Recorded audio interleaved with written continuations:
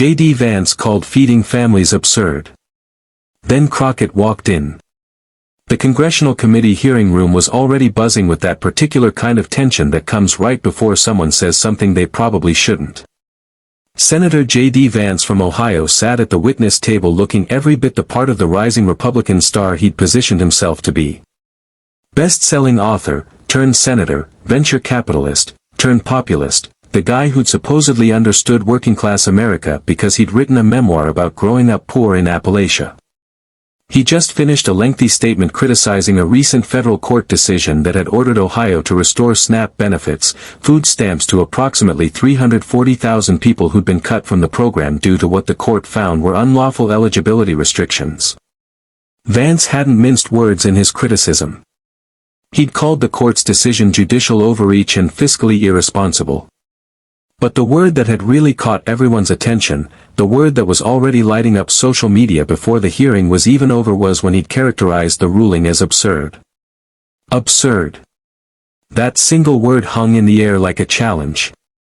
Senator Vance had just called a court decision requiring the state to feed hungry people absurd. And sitting 4 seats down from the committee chairman, Representative Jasmine Crockett, was already reaching for her microphone. That familiar look of controlled intensity settling onto her face. The look that everyone who'd been following her career knew meant someone was about to have a very bad day. The chairman, trying to move through the agenda, began to call on the next questioner, but Crockett's voice cut through clearly and firmly. Mr. Chairman, if I may, I'd like to respond to Senator Vance's characterization of the SNAP ruling before we move forward. The chairman hesitated, clearly recognizing that whatever was about to happen would derail his careful schedule, but with C-SPAN cameras rolling and knowing that refusing would look like silencing an elected representative, he nodded. The chair recognizes Representative Crockett from Texas. Vance straightened in his seat, clearly confident. He built his political brand on these kinds of confrontations, positioning himself as the common-sense conservative willing to say what others wouldn't. He probably thought this would be just another opportunity to repeat his talking points about fiscal responsibility and government overreach. He had no idea what was coming. Before we dive into how Jasmine Crockett systematically took apart JD Vance's entire argument about why feeding families is absurd and left him unable to defend his own words without sounding even worse, make sure you hit that subscribe button and turn on notifications. You're about to see someone who wrote a book about poverty and struggle try to defend why he thinks feeding poor people is absurd. And trust me, it doesn't go the way he planned. Drop a comment and tell us what you think about calling food assistance absurd. Crockett adjusted her microphone, her expression neutral, but her eyes locked on Vance. Senator Vance, I want to make sure I heard you correctly.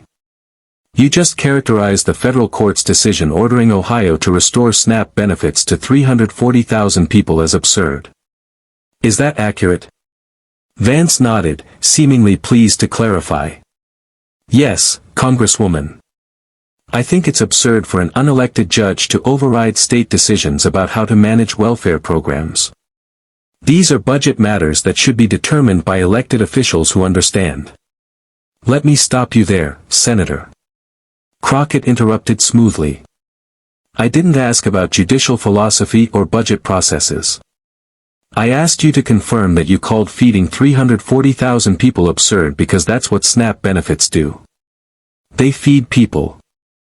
So, I want to be crystal clear. Are you saying that providing food to 340,000 Ohioans is absurd? The reframing was brilliant and immediate. Vance had tried to make this about process and judicial overreach, but Crockett had refocused it on what was actually at stake, people eating or not eating. Vance's expression flickered with the first hint of uncertainty. I'm seeing the court's reasoning was absurd. The fiscal impact. Senator Vance. Crockett cut in again, her voice calm, but firm. I'm a lawyer. I read the court decision. The judge found that Ohio's eligibility restrictions violated federal law. The judge found that people who qualified for SNAP under federal guidelines were being illegally denied benefits. That's not fiscal reasoning, Senator. That's constitutional law. That's the rule of law. Are you saying it's absurd for states to follow federal law? Vance tried to pivot. Congresswoman, with all due respect, I think you're misunderstanding my point. What I'm saying is no, Senator Crockett said, leaning forward slightly.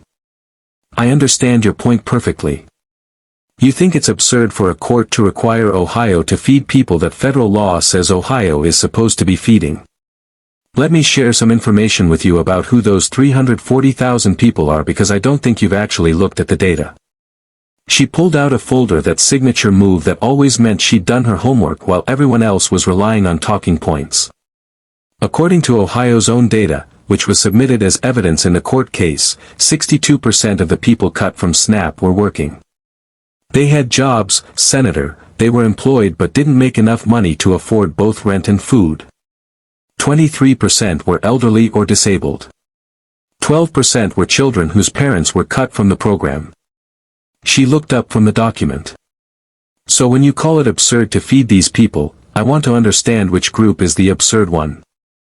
The working poor who can't afford groceries, the elderly who are choosing between medication and meals, the disabled who can't work full-time, or the children who didn't choose to be poor. The specificity was devastating. Vance had wanted to keep this abstract about budgets and judicial philosophy. Crockett was making it concrete about real people with real faces. Vance attempted to recover. Those are individual cases, Congresswoman. And obviously everyone has sympathy for people struggling. But we have to look at the broader fiscal picture. The broader fiscal picture, Crockett interrupted, her voice rising slightly, is that SNAP costs about $17 billion annually to feed roughly 40 million Americans. That's about $3,075 per person per year. That's $8.70 a day to feed someone. And you're sitting here calling it absurd that we spend $8.70 a day to keep Americans from going hungry? She pulled out another document. Let me put that in perspective. Senator Vance, the Department of Defense budget is $1,877 billion. That's 7 times larger than SNAP. We spend more on defense contractor profit margins than we spend feeding poor Americans. We spend $150 billion on corporate subsidies every year. We lose approximately $1 trillion annually to tax evasion and avoidance, mostly by wealthy individuals and corporations. But you're not calling any of that absurd. You're calling it absurd that we feed hungry people. The comparison landed hard. Several committee members shifted in their seats. Journalists were typing furiously. Vance looked visibly uncomfortable now, no longer the confident rising star, but someone who'd walked into a trap. Crockett wasn't letting up. And let's talk about Ohio specifically. Senator, since you're here representing Ohio, she pulled out yet another document. Ohio receives approximately $3.2 billion annually in SNAP funding.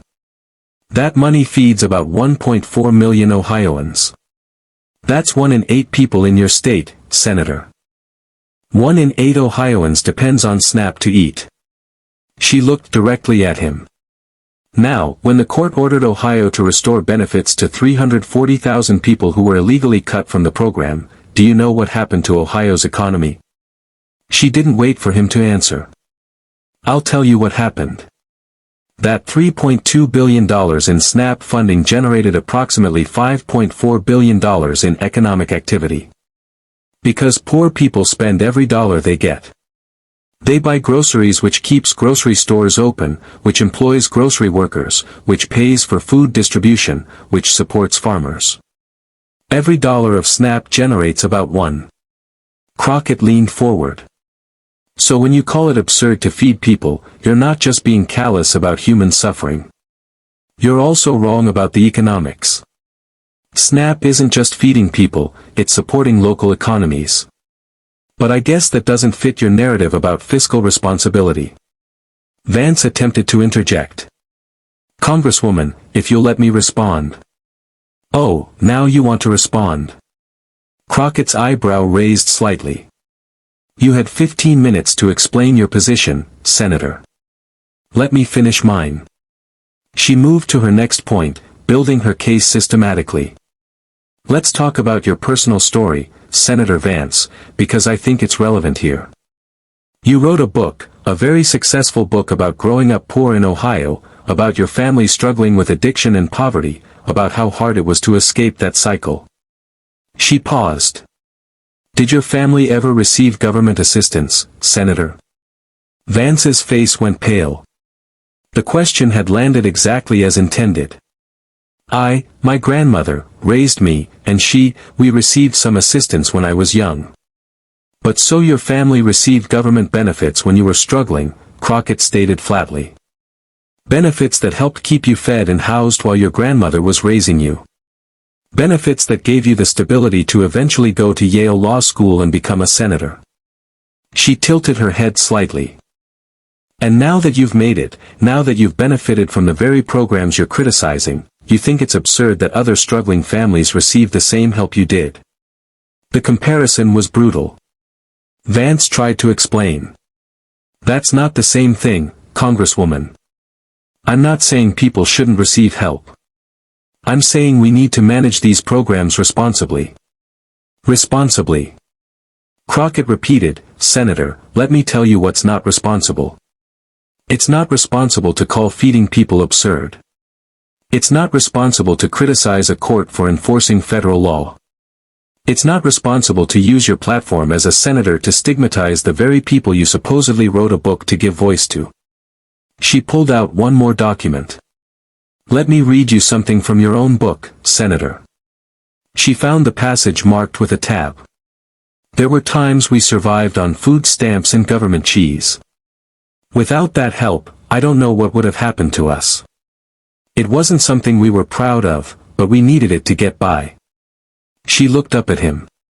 Those are your words, Senator Vance. You wrote about how food assistance kept your family afloat, and now you're calling it absurd that other families receive the same help. Vance opened his mouth, closed it, looked down at his notes. The hearing room was completely silent, except for the clicking of camera shutters. Crockett continued, her voice quieter now, but no less forceful. Here's what I think is actually absurd, Senator. I think it's absurd that in the richest country in human history, we're even debating whether people deserve to eat. I think it's absurd that politicians who benefited from government programs spend their careers trying to cut those same programs. I think it's absurd that we can find trillions for tax cuts for billionaires, but suddenly discover fiscal responsibility when it comes to feeding children. She gathered her papers preparing for her final question. Senator Vance, you grew up poor. You've experienced hunger. You've seen what poverty does to families. You wrote a whole book about it that made you millions of dollars. She paused, letting that irony sink in. So, I have one question for you, and I'd like a direct answer. When did helping families become absurd in America? The question hung in the air like an indictment. Vance shifted uncomfortably. His earlier confidence completely evaporated. Congresswoman, that's not what I meant when I said absurd. What I meant was you meant exactly what you said, Senator Crockett cut him off. You called a court decision requiring Ohio to feed hungry people absurd. And now that you're being asked to defend that characterization in front of those very people you're talking about, working families, elderly folks, disabled Americans, children, you're trying to walk it back. But the word is out there, Senator. You said it. She leaned back in her chair. And here's what that word tells me. It tells me that you've forgotten where you came from. It tells me that you got yours and now you want to pull the ladder up behind you. It tells me that you are more concerned with your political brand as a fiscal conservative than you are with the actual human beings who need help.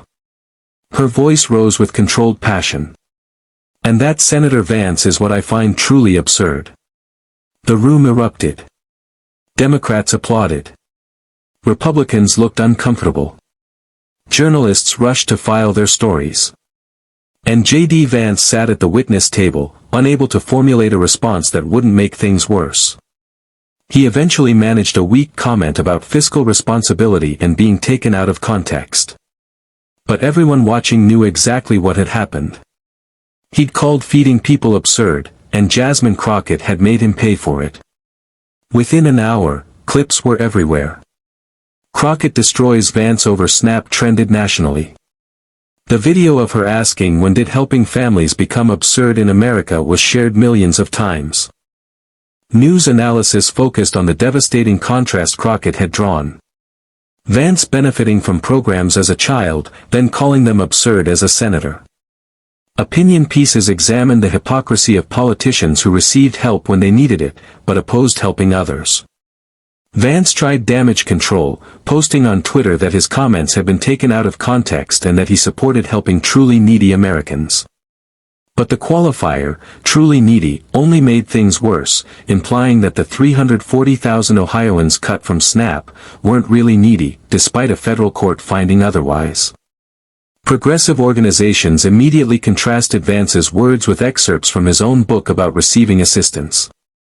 Conservative defenders argued he was just advocating for fiscal responsibility. But the optics were terrible.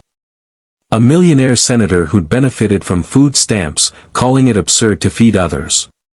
The broader impact extended beyond one viral moment. SNAP recipients across the country spoke out, sharing their stories and asking their representatives why they thought feeding families was absurd.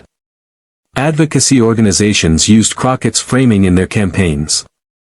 Feeding Americans isn't absurd, it's essential. Faith leaders from multiple traditions condemned the characterization of helping hungry people as absurd, citing religious obligations to feed the poor.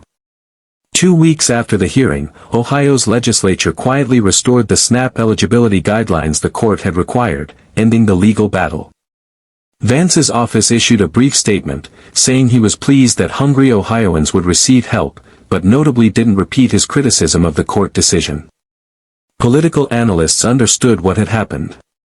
Crockett's viral takedown had made the issue politically toxic, and Republicans had decided to back away rather than continue defending the indefensible. For Crockett, it was another chapter in her growing reputation as Congress's most effective communicator on issues of economic justice. But when asked about it during a town hall in Dallas, she kept the focus on the substance. Senator Vance made a mistake, she said. He forgot that his constituents are watching, that the people who receive SNAP aren't abstract statistics, but real Americans with real faces. And when you call helping them absurd, they remember when they vote. The question she'd left hanging, when did helping families become absurd in America, continued to resonate.